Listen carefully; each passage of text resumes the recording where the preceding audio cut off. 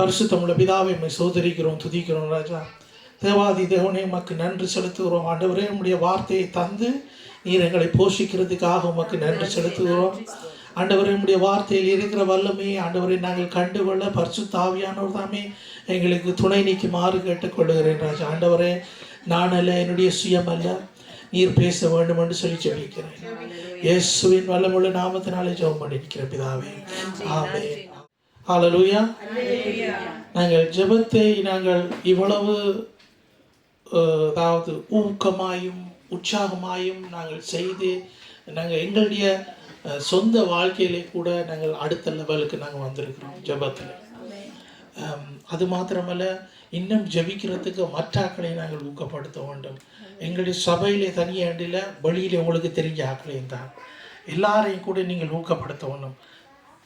திரும்பமாக சொல்லுகிறது நிமித்தம் அவர்கள் அந்த காரியங்களில் அவர்கள் என்னென்னு சொல்லலாம், ஒரு பிள்ளைக்கு நாங்கள் உன்னை திரும்ப சொன்னால் தான் அது அந்த காரியத்தை நடத்தும். அது மாதிரி தான் ஆண்டவருடைய தன்னுடைய வார்த்தை கூட ஆண்டவர் எங்களுக்கு ஒவ்வொரு நாளும் பேசிக்கொண்டே இருக்கிறார். ஜெபம் தேவனுடைய வார்த்தையிலே நாங்கள் உறுதியாக இருப்போம். அப்பா இருக்கீங்களோ உண்மையாகவே உங்களை நல்ல வார்த்தையில் உங்களை நல்ல வடிவாக டெவலப் பண்ணி கொண்டு வந்திருக்கிறார். அதே மாதிரி நாங்கள் அடுத்ததாக நாங்கள் ஜெபத்தில் நாங்கள் இறங்கி ஜெபம் அன்றைக்கில் நாங்கள் மாம்சத்தில் எங்களுடைய வாயினாலே நாங்கள் அறிக்கை செய்கிற வடிவாக நாங்கள் எப்படியாக வடிவமைச்சு நாங்கள் ஜெபிக்கிறோம்ன்றது அது முக்கியமல்ல. ஆவியிலே நாங்கள் ஜெபிக்கிறோம். ஆவியிலே நாங்கள் காரியங்களை நாங்கள் பெற்றுக்கொள்கிறது.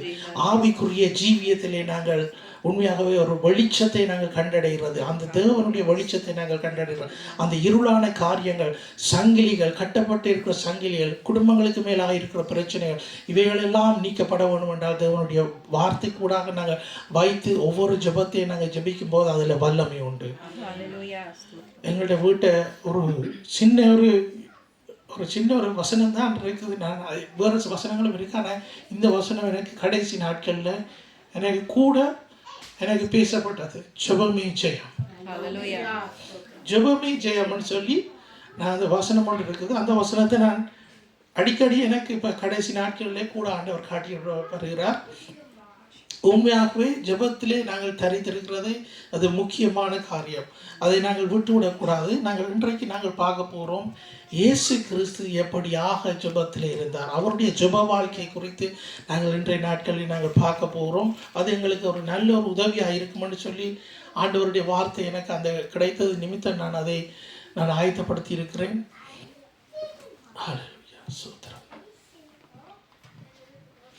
இயேசு கிறிஸ்து இந்த பூமியிலே இருந்த நேரம் அவர் 2 விதமாக ஜெபித்திருக்கிறார். ஒன்று மனிதனாக ஜெபித்திருக்கிறார், அடுத்தது தேவனாக ஜெபித்திருக்கிறார். இதை நாங்கள் எங்களுடைய சிந்தனைக்கு எடுத்துக்கொள்வோம். தேவனாக அவர் ஜெபித்த ஜெபங்கள் உண்டு. அதை விட மனித ரூபத்திலே அவர் இந்த பூமியிலே வாழ்ந்த நேரம் அவர் ஜெபித்த ஜெபங்களும் உண்டு.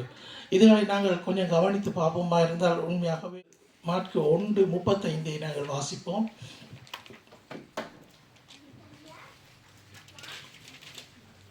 அவர் அதிகாலையிலே இருட்டோடு எழுந்து புறப்பட்டு வனாந்தரமான ஒரு இடத்துக்கு போய் அங்கே ஜெபம் பண்ணினார் என்று நாங்கள் வாசிக்கிறோம்.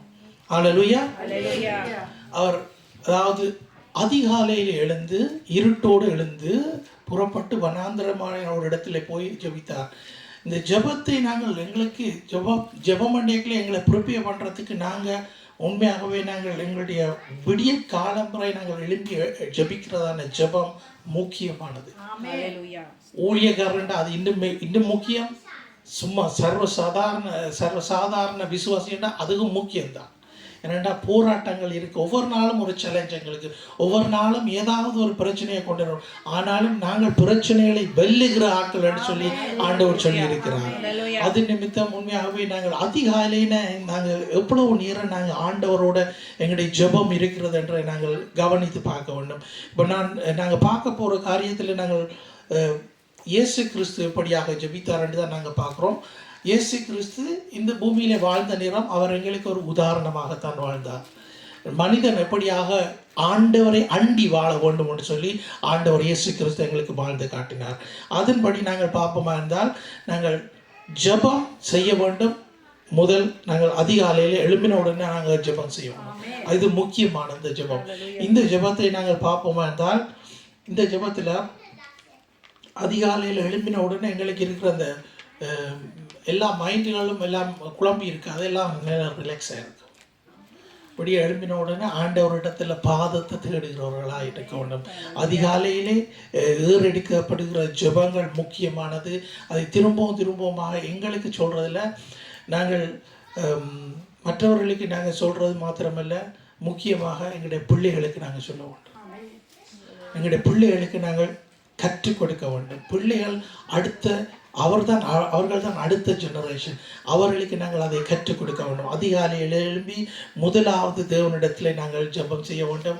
வேதத்தை ஒரு வசனம் என்றாலும் அதை நாங்கள் தியானிக்க வேண்டும். சங்கீத புஸ்தகத்தில் நாங்கள் பார்ப்போம். சங்கீதம் 3வது அதிகாரம் 5வது அதிகாரம் 3வது வசனத்தை நாங்கள் வாசிக்க கேட்போம். கர்த்தாவே, காலையிலே என் சத்தத்தை கேட்டருள்வீர். காலையிலே உமக்கு நேரே வந்து ஆயத்தமாகி காத்திருப்பேன். ஹல்லேலூயா, ஹல்லேலூயா. கர்த்தாவே, காலையிலே என் சத்தத்தை கேட்டருள்வீர். காலையிலே உமக்கு நேராக வந்து ஆயத்தமாய் காத்திருப்பேன். ஆமென். இந்த வார்த்தை சொல்லுகிற பிரகாரம் நாங்கள் வாழ வேண்டும். அதன்படி நாங்கள் வாழாவிட்டால் நாங்கள் ஆண்டவரோட இல்லை. நாங்கள் ஏதாவது ஒரு போலி கிறிஸ்தவர்களாய் நாங்கள் இருக்கக்கூடாது. நாங்கள் உண்மையாகவே ஆண்டவர் இன்றைக்கு முதலாவது நாங்கள் எழுப்பின உடனே ஆண்டவருடைய பாதத்தை தேடுகிறவர்களாய் மாற வேண்டும். இது எங்களுடைய ஏதாவது stille Zeit mit Gott ist sehr, sehr wichtig in unserem Leben. Ohne das funktioniert auch das Leben, aber wenn wir das halten, dann funktioniert das besser. அதாவது நாங்கள் ஆண்டவரை தேடாமல் நாங்கள் வாழ்வோமா இருந்தால் வாழ்ந்துட்டு போகலாம், பிரச்சனை இல்லை. ஆனால் ஆண்டவரோடு நாங்கள் வாழ்வோம்டா இந்த காரியங்களுக்குள்ளாக நாங்கள் எங்களை ஒப்பு கொடுப்போமா இருந்தால் அதில் மேன்மையை நாங்கள் கண்டுகொள்ளலாம். ஆண்டவர் எவ்வளவு der ist so nahbar, dass ich ihn spüren kann, dass ich ihn hören kann. ஆண்டவர் எங்களுக்கு அவ்வளவு கிட்ட இருக்கிறார்.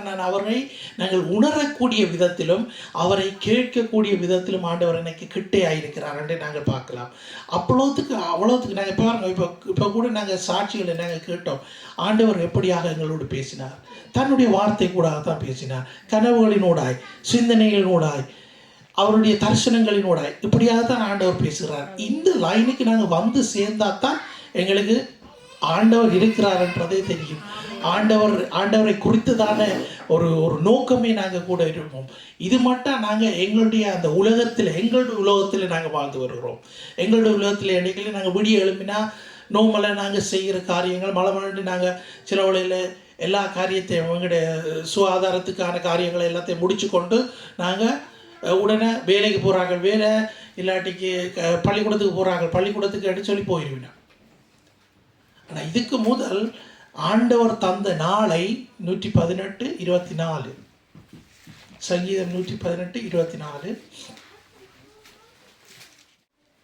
இது கர்த்தர் உண்டு பண்ணின நாள், இதிலே களி கூர்ந்து மகிழ கடவோம். இது கர்த்தர் உண்டு பண்ணின நாள், இதிலே மகிழ்ந்து களி கூற கடவோம். அப்போ நான் இந்த வார்த்தையை நான் வாசிக்கல. இதில் இருக்கிற விளக்கங்கள் என்னவென்றால், எல்லா நாளும் கர்த்தர் உண்டு பண்ணின நாள். அந்த கர்த்தர் உண்டு பண்ணின நாளே நான் மகிழ்ந்து களி கூற கடவேன். ஸோ அடுத்ததான் நாங்கள் எடுப்போம் வேண்டாம். நாங்கள் அந்த முதலாவது நாங்கள் எழுப்பின உடனே அந்த நாளை நாங்கள் நடக்க போகிற காரியங்களை குறித்து நாங்கள் சிந்தித்து, நாங்கள் கவலைப்பட்டு, நாங்கள் பிரச்சனைப்பட்டு, நாங்கள் எப்படி போகிறோம், எங்கே போகிறோம். சிஸ்டர் கூட சொன்ன மாதிரிக்கு ட்ரெயின் இல்லை, பஸ்ஸும் இல்லை. ஆனால் ஆண்டவர் தூதர்களை அனுப்பினார். ஆண்டவர் ஒரு வழியை அமைத்தார். இதுதான் எவ்வளவுத்துக்கு நான் ஒன்றுமே இல்லாட்டி என்னிட்ட ஒன்றுமே இல்லாட்டி ஆண்டவரில் நான் வச்சிருக்கிற நம்பிக்கை தான் அந்த நேரத்தில் ஆண்டவருடைய மகிமையை நான் கண்டுகொள்வேன். என்னுடைய வாழ்க்கையில் அந்த நேரத்தில் அந்த ஆண்டவருடைய மகிமையை கண்டுகொள். அவருடைய கரம் எங்களை வழி நடத்துகிறதை நாங்கள் கவனிக்கக்கூடியது. இவ்வளவுத்துக்கு நாங்கள் முதல் எழும்பின உடனே ஆண்டவரிடத்தில் நாங்கள் போய் சேர்றோம். ஆண்டவரிடத்தில் ஒப்பு கொடுக்கணும். ஆண்டவரே, இன்றைய நாளை முற்று முழுதுமாக உங்களுடைய கரத்தில் ஒப்பு கொடுக்கிறேன். என்னை வழி நடத்தியறலும் பரிசுத்த ஆவியானுடைய உதவியோடு கூட ஆண்டவர் வழி நடத்துவார். மார்க் 6வது அதிகாரம் 46 48 மட்டும் நாங்கள் வாசிப்போம்.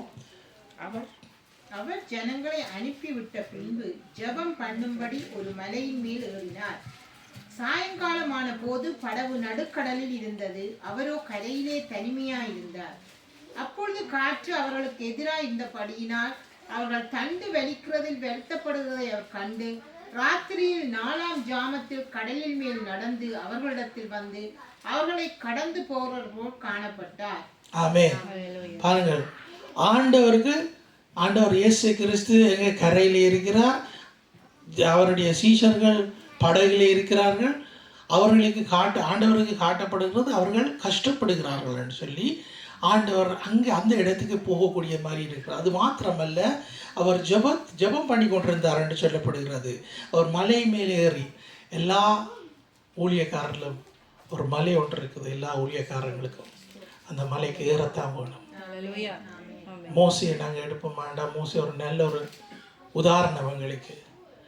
அதே மாதிரி எல்லா ஊழியக்காரர்களுக்கும் ஒரு மலை ஒன்று கொடுக்கப்படுகிறது. இதுதான் மலை மேலே நடந்து போகிற ஊழியக்காரனுடைய பாதங்கள் எவ்வளவு அழகாக இருக்கிறது. அந்த மலைக்கு போகணும். அந்த மலை, அந்த ஜெபம், அந்த ஆண்டவருடைய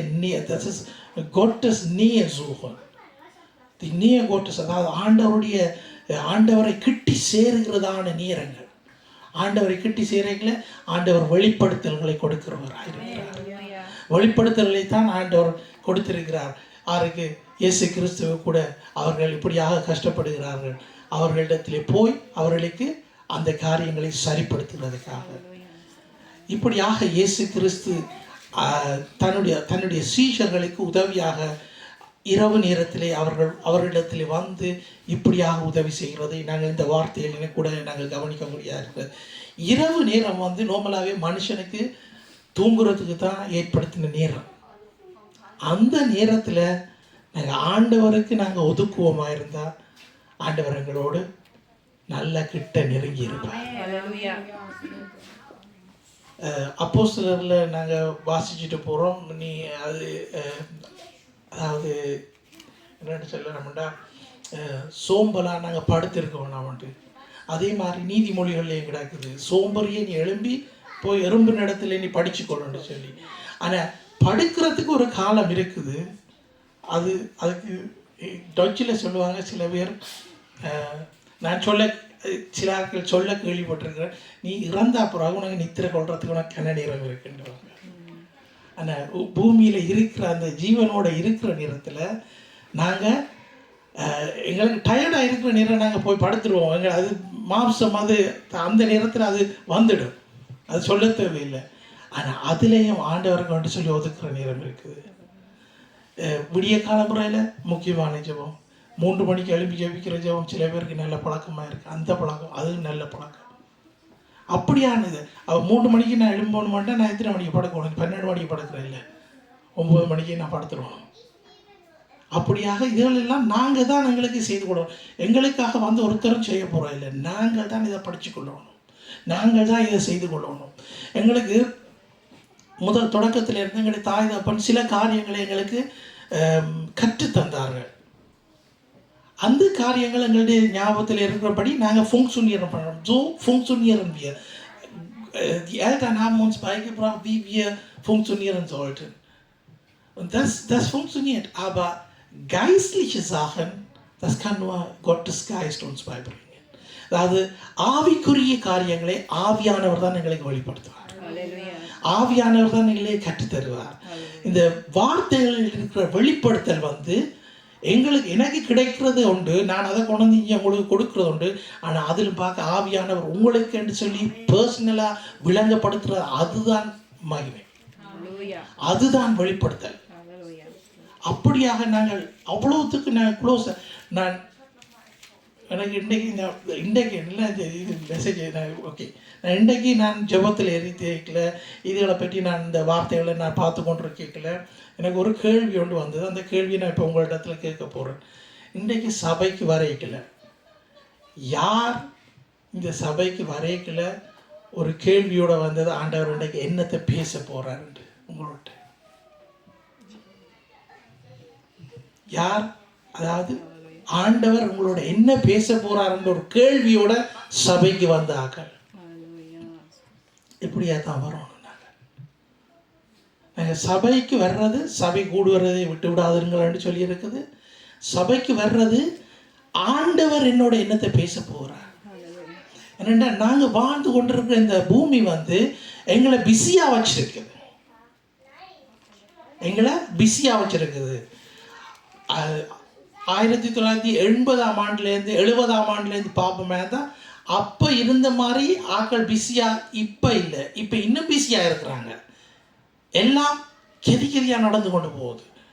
பாருங்கள், இந்த ஸ்மார்ட் ஃபோன் வந்த காலத்திலையும் ஒரு கொஞ்சம் தடைகள் வந்துட்டு அவங்களுக்கு அது பெரிய கரைச்சலாக இருக்கு. இப்போ இவ்வளவுத்துக்கு டெவலப் பண்ணியும் ஒரு கொஞ்ச நேரம் இன்டர்நெட் இல்லையாண்டா ஒன்றும் நடக்காது.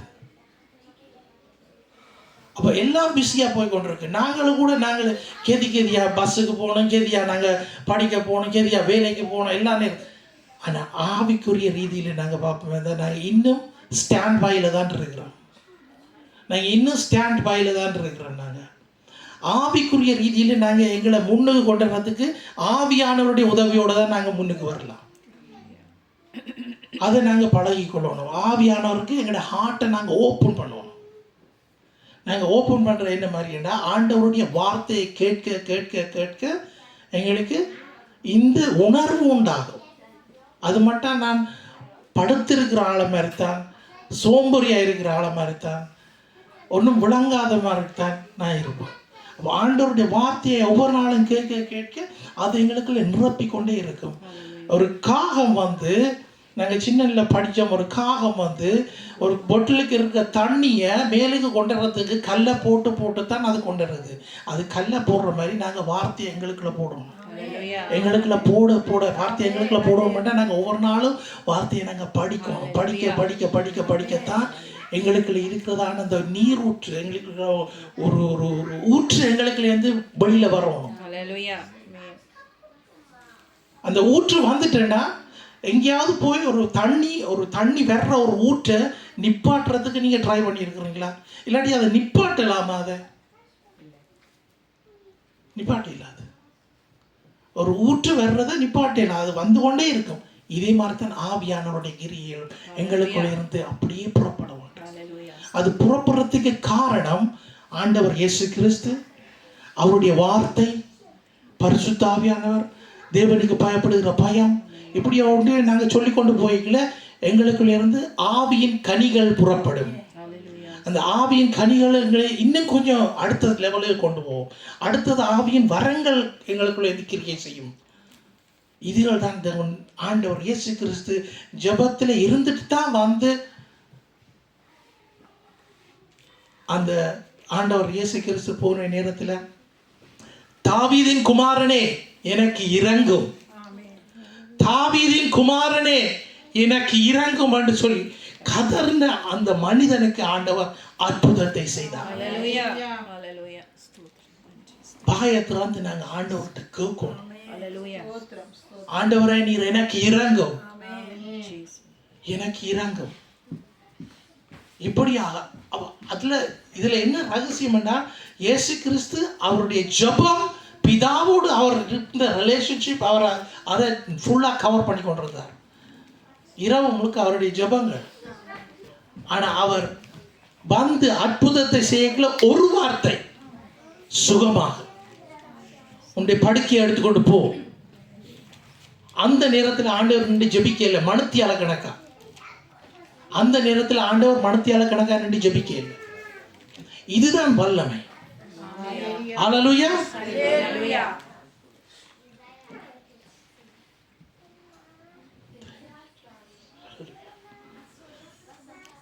நான் சொன்ன மாதிரி சில சமயங்களிலே அவர் மனிதனாக ஜெபித்திருக்கிறார், சில சமயங்களிலே அவர் தேவனாக அதிகாரத்தோடு கூட ஜெபிச்சிருக்கிறார். அந்த ஜெபம், அந்த அதிகாரம், ஆண்டவர் அதே அதிகாரத்தை தான் எங்களுடைய கரத்திலே கொடுத்திருக்கிறார். துரைத்தனங்களுக்கு எதிராக, வியாதிகளுக்கு எதிராக, வறுமைக்கு எதிராக, பிரச்சனைகளுக்கு எதிராக, பாவ கட்டுக்களுக்கு எதிராக, சாப கட்டுக்களுக்கு எதிராக இயேசு கிறிஸ்துவுடைய நாமத்தை நாங்கள் கொண்டு ஜெபிக்க வேண்டும். அவருடைய நாமத்தை நாங்கள் அறிக்கை செய்கிற நாடி சங்கிலிகள், கட்டப்பட்டிருப்பதான சங்கிலிகள் உடைக்கப்படுகின்றது. இதிலே தான் விடுதலை உண்டாகிறது. இதிலே தான் எங்களுக்கு விடுதலை உண்டாகும். ஒவ்வொருத்தருடைய வாழ்க்கையிலும் நாங்கள் கொஞ்சம் யோசிச்சு பார்ப்போம்னா நாங்கள் திருந்துறதுக்கு இன்னும் இருக்குது. ஆனால் இவ்வளவு தூரம் ஆண்டவர் எங்களை கொண்டிருத்தாரு நாங்கள் அதிர்ச்சியாக இருக்கிறோம். இவ்வளவு தூரம் ஆண்டவர் எங்களை கொண்டுட்டாருன்னு அதிர்ச்சியாக இருக்கிறோம். ஹல்லேலூயா. யோவான் 17வது அதிகாரம், மார்க்கு வாசிச்சிட்டோம். யோவான் 17வது அதிகாரம் அதை நீங்கள் வாசிங்க. அதில் முழுவதும் நீங்கள் வாசிக்க வேணும். வீட்டை கட்டாமல் போய் வாசிக்க வேண்டிய புத்தகம் யோவான் 17வது. அதை மார்க் பண்ணிக்கொள்ளுங்க. உங்களோட நோட்ஸில் நீங்கள் எடுத்துக்கொள்ளுங்க. யோவான் 17 நீங்கள் முழுக்க வாசிங்க. நீங்கள் தொடக்கத்திலிருந்து ஒரு சில வார்த்தைகளை நீங்கள் வாசிங்க. இயேசு இவைகளை சொன்ன பின்பு தம்முடைய கண்களை வானத்துக்கு ஏறெடுத்து, பிதாவே, வேளை வந்தது. நீர் உம்முடைய குமாரனுக்கு தந்தளின ஜாவருக்கும் அவர் நித்திய ஜீவனை கொடுக்கும் பொருட்டு மாமிசமான ஜாவர் மேலும் நீர் அவருக்கு அதிகாரம் கொடுத்தபடியே உம்முடைய குமாரன் உம்மை மகிமைப்படுத்தும் படிக்கு நீர் உம்முடைய குமாரனை மகிமைப்படுத்தும். ஆமென். ஹல்லேலூயா. இயேசு கிறிஸ்து ஜெபிக்கிற ஜெபம் 17வது அதிகாரம் முழுக்க ஜெபம். இயேசு கிறிஸ்துடைய ஜெபம். இது நாங்கள் முழுக்க வாசிச்சுட்டு போனால் ஆண்டவர் இயேசு கிறிஸ்து எப்படியாக ஜெபிக்கிறார். எங்களுக்கு தெரிஞ்ச ஜெபம், ஆண்டவர் இயேசு கிறிஸ்து சொல்லி கொடுத்த ஜெபம் என்ன ஜெபம் என்றால், பரலோகத்தில் இருக்கிற எங்கள் பிதாவே உம்முடைய நாமம் பரிசுத்தப்படுவதாக. அதில் வல்லமை உண்டு. அந்த வார்த்தையில் உண்மையாகவே அது ஒரு கீ, அதாவது எங்களுக்கு கொடுக்கப்பட்டதான முக்கியமான ஒரு ஜெபம் அது. ஆனால் இந்த ஜெபத்தை நீங்கள் வீட்டை போய் நீங்கள் ஆறுதலாக வீட்டை இருந்து ஒன்று செய்யுங்க. நான் வேதம் படிக்கிறது வித்தியாசமாக தான் நான் படிக்கிறேன். நான் வேதத்தை நாங்கள் படிக்கத்தான் வித்தியாசங்களாக ஆவியானவர் எங்களுக்கு சொல்லுவார். இப்படி படி என்று என்ற ரகசியத்தை நான் உங்களுக்கு சொல்லித்தரேன். வாரக்கிழமை முழுக்க ஒவ்வொரு நாளும் 17வது அதிகாரத்தை நீங்கள் வாசிங்க. ஒருக்கா வாரக்கிழமை முழுக்க ஒவ்வொரு நாளும் 17வது அதிகாரத்தை நீங்கள் வாசிங்க. ஆண்டவர் உங்களோட பேசுவார். ஒவ்வொரு நாளும் அதே அதிகாரத்தை திரும்பவுமாக ஒரு 7 நாளைக்கு நீங்கள் தொடர்ந்து படிங்க. 7 அன்றைக்குள்ள அது ஒரு ஒரு முழுமையான ஒரு காரியம். ஒவ்வொரு நாளும் அந்த அதிகாரத்தை எடுத்து அந்த அதிகாரத்தை வாசிக்கும் முதல் ஆவியானவர்கிட்ட ப்ரே பண்ணிட்டு, எனக்கு இந்த ரகசியங்களை எனக்கு வெளிப்படுத்தும், எனக்கு இந்த ரகசியங்களை வெளிப்படுத்தும்னு சொல்லி நீங்கள் படித்து பாருங்கள். இந்த முழு அதிகாரமும் ஆண்டவர் எப்படியாக இயேசு கிறிஸ்து ஜெபிக்கிறார் என்றதை தான் காட்டுது. அந்த ஜெபத்தை நாங்கள் படித்து கொள்வோம் வீட்டில். நாங்கள் அடுத்த வார்த்தைக்கு நாங்கள் பார்ப்போம். அடுத்த வார்த்தையில் மார்க்கு 6வது அதிகாரம் 46வது அதிகாரத்திலும் கூட அவர் ஜனங்களை அனுப்பிவிட்டு ஜெபம் பண்ணும்படி ஒரு மலையிலே ஏறினார். திரும்பவும் ஒரு மலை. இயேசு கிறிஸ்து எங்கே போகிறார்? மலையை தேடி போகிறார். மற்றது அவற்றை ஜெபம் கூட அநேகமாக இரவு நேரத்தில் அவர் ஜெபிச்சு ஃபுல்லாக அவர் பவராக பகலில் எல்லாரும் பிடிச்சி இருக்கல அவருடைய வல்லமையை எல்லாரும் கண்டுகொள்ளக்கூடிய விதத்தில் அற்புதங்கள், அதிசயங்கள் ஆண்டவர் இயேசு கிறிஸ்து செய்தார். அதே இயேசு கிறிஸ்து தான் எங்களுக்குள்ளேயும் இருக்கிறார். அவர்தான் அவருடைய விருப்பம் என்ன? நாங்களும் அற்புத அதிசய அடையாளங்களை செய்ய வேண்டும் என்றது. அதுதான் அவருடைய விருப்பம். அற்புத அதிசய அடையாளங்களை நாங்கள் நாட வேண்டும். கொடுக்கப்பட்ட வரங்களை வரத்தில் நீங்கள் எடுத்து வரத்தை பற்றி பிள்ளைகளுக்கு நான் படிப்பிச்சேன். நான் மறந்துட்டேன் ஒரு காரியத்தை. பிள்ளைகளுக்கு படிப்பிக்கல நான் அவர்கள்ட்ட சொன்னேன். நான் இந்த வரங்களில் எல்லா வரங்களையும் அந்த வரங்கள் எங்கே இருக்குன்னு தெரியுமா? சரி, அதற்கு அடுத்து வாசிங்க. ஒரு உதாரணத்துக்கு அந்த இதை சொல்கிறேன் நான் உங்களுக்கு. 14 தொடங்குது. ஆவியானவர் ஒருவரே, ஊழியங்களிலேயும் வித்தியாசங்கள் உண்டு, கர்த்தர் ஒருவரே, கிரியைகளிலேயும் வித்தியாசங்கள் உண்டு, எல்லாருக்குள்ளும் எல்லாவற்றையும் நடப்பிக்கிற தேவன் ஒருவரே. ஆவினுடைய அனுக்கிரகம் அவனுடைய பிரயோஜனத்துக்கென்று அளிக்கப்பட்டிருக்கிறது. எப்படி எனில் ஒருவனுக்கு ஆவியினாலே ஞானத்தை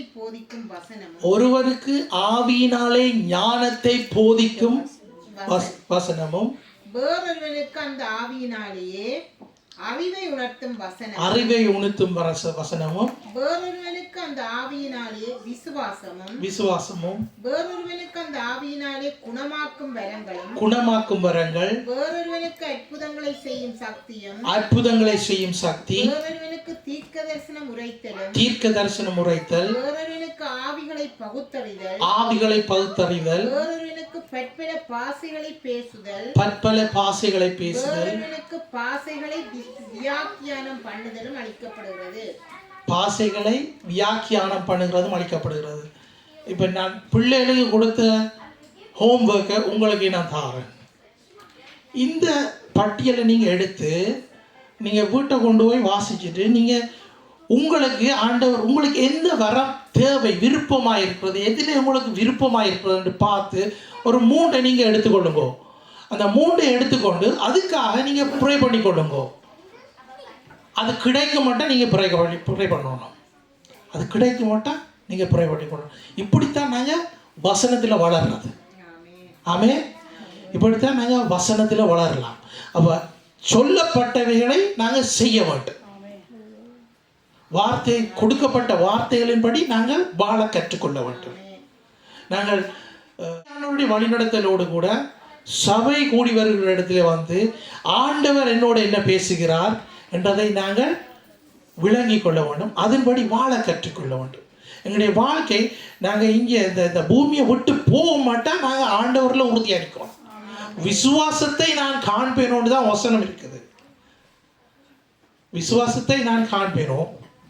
அப்போ நாங்கள் இருக்கிற எங்களோட டைமில் எங்களுக்கு ஆண்டவர் கொடுத்த காரியங்கள், எங்களுக்கு பலத்தை கொடுத்திருக்கிறார், சுகத்தை கொடுத்திருக்கிறார். இதன்படி நாங்கள் அவர் தருகிறதான வரங்களை கொண்டு ஊழியம் செய்ய வேண்டும்.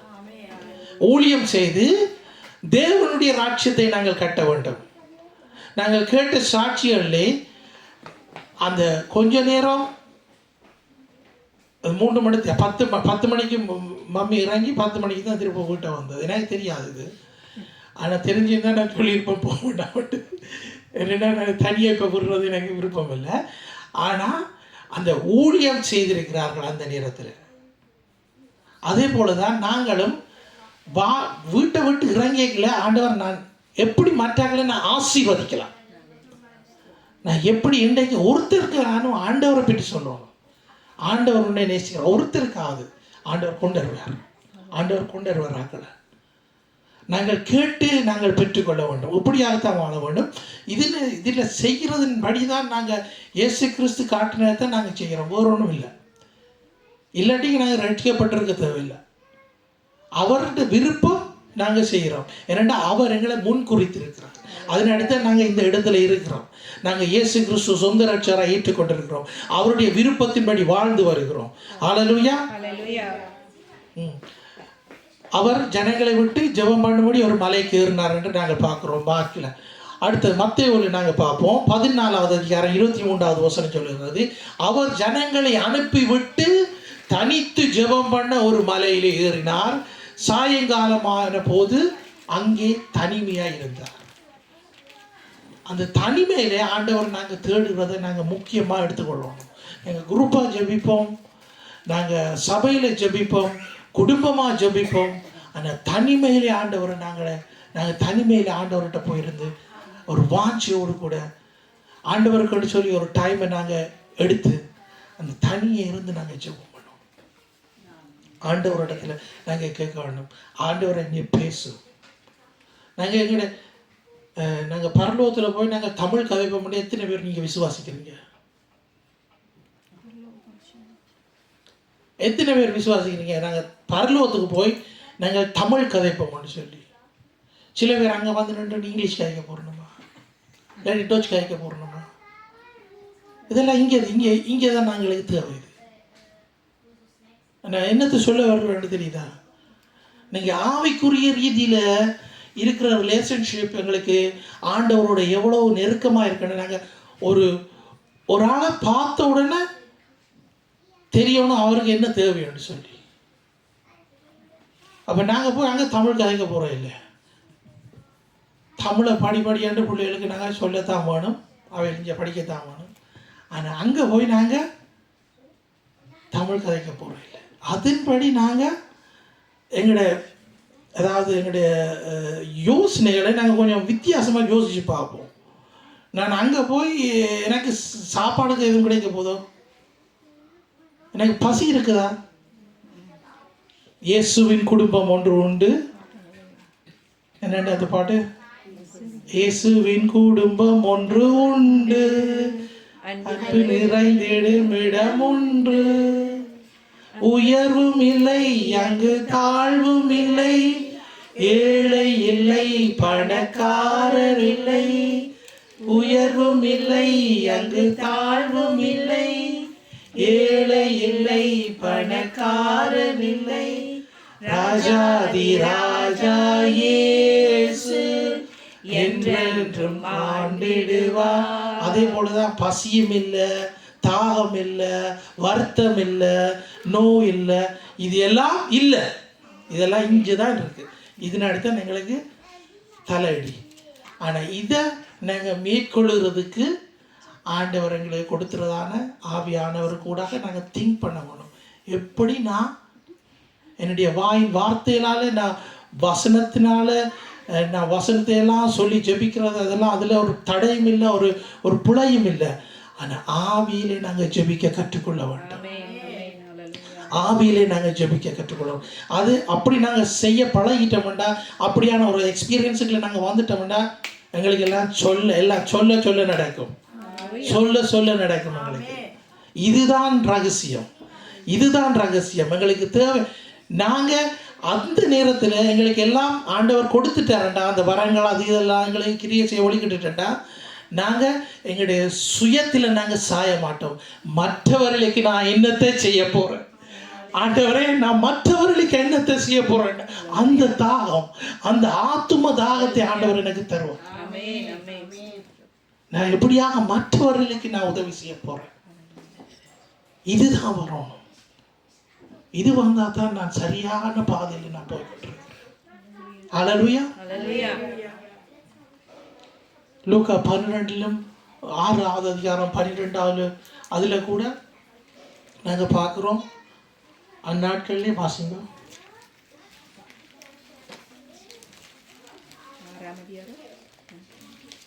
அந்நாட்களிலே அவர் ஜெபம் பண்ணும்படி ஒரு மலையின் மேல் ஏறி இரா முழுவதும் தேவனை நோக்கி ஜெபம் பண்ணி கொண்டிருந்தார். ஆமென். ஹல்லேலூயா. அந்த நாட்களில் அவர் மலையின் மேல் ஏறி ரா முழுதும் ஜெபம் பண்ணி கொண்டிருந்தாராம். திரும்பமாக எங்களுக்கு இந்த வார்த்தை கூட கிடைக்கிற இன்ஃபர்மேஷன், முக்கியமான காரியம் என்னென்றால், ரா முழுவதும் மலையில் ஆண்டவர் இயேசு கிறிஸ்து ஜெபம் பண்ணுகிறார். நாங்கள் ஜெபம் பண்ணிக்கல, எங்களுக்கே தெரியும். வீட்டில் நாங்கள் ஜெபத்துக்கு இருப்போம்னா அப்போ தான் ஏதாவது ஒரு டெலிஃபோன் கால் வரும், அப்போ தான் முக்கியமாக ஏதாவது ஒரு சிந்தனை எங்களுக்கு வரும். அந்த அளவுக்கு நான் வாட்ஸ்அப் மெசேஜ் அனுப்பிட்டேன்னா அந்த நேரத்தான் எங்களுக்கு எல்லாம் வந்து சேரும். அந்த நேரம்தான் எங்களுக்கு வீட்டை விசிட்டர்ஸும் வருவாங்க, இல்லாட்டி பிள்ளைகள் எங்களுக்கு இப்போ கரைச்சி தரும். அப்போ பிள்ளைகள் எல்லாம் படுக்கிற நேரம், விசிட்டர்ஸ் எல்லாம் வீட்டை படுக்கிற நேரம், இரவு நேரத்தில் எங்களுக்கு ஜெபிக்கிறதுக்கு நாங்கள் கற்றுக்கொள்ள வேண்டும். இரவு நேரத்தில் நாங்கள் ஜெபிக்கிறதுக்கு கற்றுக்கொள்ள வேண்டும். ஹல்லேலூயா. அதே மாதிரி நாங்கள் எங்களுக்கு எடுக்க வேண்டிய நித்திரைகளை நாங்கள் எடுத்தோம்னா நாங்கள் ஒழுங்காக ஒரு பிரச்சனை இல்லாமல் நானும் இயேசு பரிசுத்த ஆவியானவர் எங்களை வழி நடத்துவார். எப்படி ஜெபிக்க வேண்டும் என்று கற்றுத் தருகிறது கூட பரிசுத்த ஆவியானவர். எங்களுடைய பலவீனங்களிலே என்னென்று வசனம் இருக்குது, எங்களுக்காக பெருமூச்சுகளோடு வேண்டுதல் செய்கிற பரிசுத்த ஆவியானவர் அவர் எங்களோடு கூட இருக்கிறார். ஹல்லேலூயா. மத்தேயு 6 அதிகாரம் 13 வசனத்தை வாசிங்க.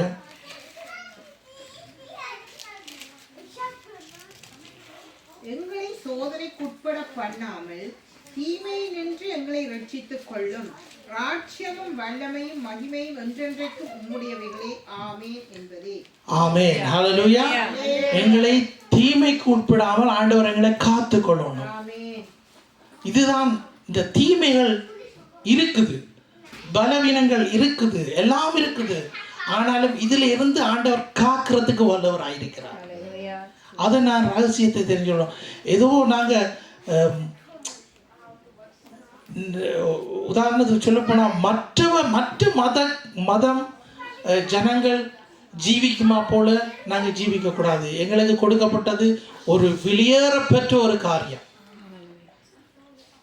எங்களுக்கு கொடுக்கப்பட்ட வெளியேற பெற்ற ஒரு காரியம். மற்றவர்கள் போல, மற்ற மதத்தார் ஜெபிக்கிறது போல நாங்கள் ஜெபிக்கக்கூடாது. நாங்கள் ஒரு வித்தியாசமான ஜனம், ஒரு பரிசுத்த ஜாதி என்று தான் ஆண்டவர் சொல்லியிருக்கிறார். நாங்கள் பரிசுத்த ஜாதியா இருக்கிறோம். அதன்படி நாங்கள் வாழணும். அதன்படி நாங்கள் ஜெபம் பண்ண நாங்கள் கூச்சப்படாமல் எல்லாரும் ஜெபிக்கணும். அடுத்த முறை ஜெபிக்கல அங்கே பின்னுக்கு நிற்கிற 3 பேரும் தான் ஜெபிக்க போகிறோம். அப்படி பழக்கணும் பிள்ளைகளுக்கு. அதாவது ப்ரேயர்ஸ் வாரியர்ஸ் நாங்கள் ரைஸ் பண்ணுவோம். அவங்க எழுப்பணும். எங்களோட வீட்டில் இருந்து எழுப்பணும்.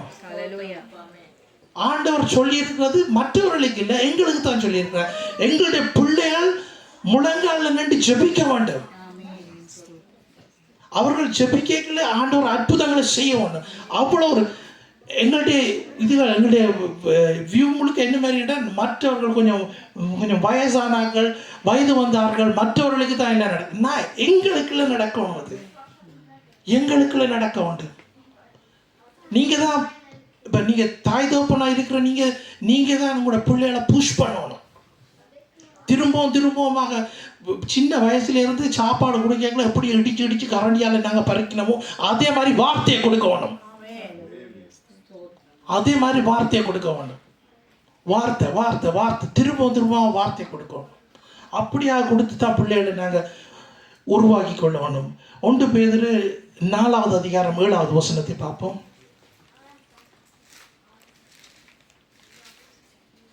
எல்லாவற்றிற்கும் முடிவு சமீபமாயிற்று. ஆகையால் தெளிந்த புத்தி உள்ளவர்களாயிருந்து ஜெபம் பண்ணுவதற்கு ஜாக்கிரதை உள்ளவர்களாயிருங்கள். ஹல்லேலூயா. எல்லாவற்றுக்கும் எல்லாரும் சொல்லுமா, எல்லாவற்றுக்கும் முடிவு சமீபமாயிற்று. ஆகையால் தெளிந்த புத்தி உள்ளவர்களாயிருந்து ஜெபம் பண்ணுவதற்கு ஜாக்கிரதை உள்ளவர்களாய் இருங்கள். ஆமென். ஹல்லேலூயா. ஆண்டவர் உங்களோட பேசினாரா? ஆமென். அதே மாதிரி பிரசங்கத்துக்கும் ஒரு முடிவு உண்டாயிட்டு. ஆமென்.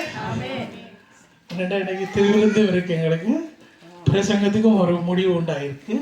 இதே மாதிரி தான் இந்த வார்த்தையோடு கூட நாங்கள் இந்த இடத்தை விட்டு நாங்கள் போய்க்கல. ஆண்டவர் என்னோட இன்றைக்கு தெளிவாக பேசினார். எப்படி நான் இயேசுவை போல நான் மாற வேண்டும். எப்படி எங்களுக்கு பைபிள் ஸ்கூலில் நாங்கள் இப்போ எங்களுக்கு படிக்கல சொன்னாங்க, இயேசுவோட பிரில்லவால் நாங்கள் பார்க்கணும். எல்லாரும் இயேசு போட்டிருக்கிறதா இயேசு என்ற ஒரு கண்ணாடி கூடாக நாங்கள் எல்லாரையும் பார்க்க வேண்டும். அதே மாதிரி தான் வார்த்தையும் பார்க்கணும். அதே மாதிரி தான் என்னையும் நான் பார்த்து கொள்ளணும். ஹல்லேலூயா. நாங்கள் எழுந்து நின்று நாங்கள் ஜெபம் செய்வோம். தேவன் தந்த வார்த்தைக்காக, இந்த அருமையான வார்த்தைகளுக்காக நாங்கள் இயேசுவை போல எப்படி நாங்கள் ப்ரே பண்ணணும், இயேசுவை போல நாங்கள் எப்படி பிதாவை நாங்கள் அண்டி கொள்ள வேண்டும் என்று சொல்லி நாங்கள் ஆண்டவர் இந்த வார்த்தைகள் கூட எங்களோடு பேசினார். நாங்கள் ஜெபம் செய்வோம். எல்லாரும் வாயிலை திறந்து ஜெபம் பண்ணுங்க. பரிசுத்தமுள்ள பிதாவே, உம்மை சோதரிக்கிறோம், துதிக்கிறோம் ராஜா. சர்வ வல்லவரே, உமக்கு நன்றி செலுத்துகிறோம். இயேசுப்பா ஆண்டவரே, நீர்தாமே ஆண்டவரே எங்களுக்கு கற்று தந்த வார்த்தைகளுக்காக உமக்கு நன்றி செலுத்துகிறோம் ராஜா. ஆண்டவரே, உடைய வார்த்தையில இருக்கிறதான வல்லமை ஆண்டவரை நீர் கண்டுகொள்ள ஆண்டவரை கிருபை செய்ததுக்காக நன்றி செலுத்துகிறோம். ஆண்டவரை உம்மை சோதரிக்கிறோம், துதிக்கிறோம் ராஜா. ஆண்டவரை உடைய வார்த்தை ஒவ்வொருத்தரோடும் பேசினதுக்காக நன்றி செலுத்துகிறோம். ஆண்டவரை சிறியவர்கள் தொடக்கம் பெரியவர்கள் வரை ராஜா ஆண்டவரை உடைய வார்த்தையை உட்கொண்டதுக்காக நன்றி செலுத்துகிறோம் ராஜா. ஆண்டவரை நீர் கூட இருந்து வழிநடத்துகிறதுக்காக நன்றி செலுத்துகிறோம். சர்வ வல்லவரே, உம்மை சோதரிக்கிறோம், துதிக்கிறோம் ராஜா. ஆண்டவரே, உம்முடைய நாமத்தை மகிமைப்படுத்துகிறோம் ராஜா. இயேசு கிறிஸ்துவே, உமக்கு நன்றி என்று சொல்லுகிறோம். இயேசுவின் வல்லமுள்ள நாமத்தினாலே ஜெபம் பண்ணி நிற்கிறோம் பிதாவே. ஆமென், ஆமென், ஆமென். நாங்கள் அப்படியே தொடர்ந்து நாங்கள் திருவிருந்துக்காக எங்களை ஆயத்தப்படுத்திக் கொள்வோம். ஆமென். ஹல்லேலூயா. சோத்திரம். ஹல்லேலூயா. தேவனோடு நாங்கள் ஒப்புரவாகிற நேரம் இது. இந்த நேரத்திலும் நாங்கள் வார்த்தைகள் வாசிக்கப்படும். அந்த வார்த்தைகளை கவனமாய் கேட்டு அதன்படி நாங்கள் எங்களை அர்ப்பணிப்போம், எங்களை ஆராய்ந்து கொள்வோம். தேவனிடத்தில் ஒரு சிறிய ஜெபத்தை ஆண்டவரிடத்தில் நாங்கள் ஏறெடுப்போம்.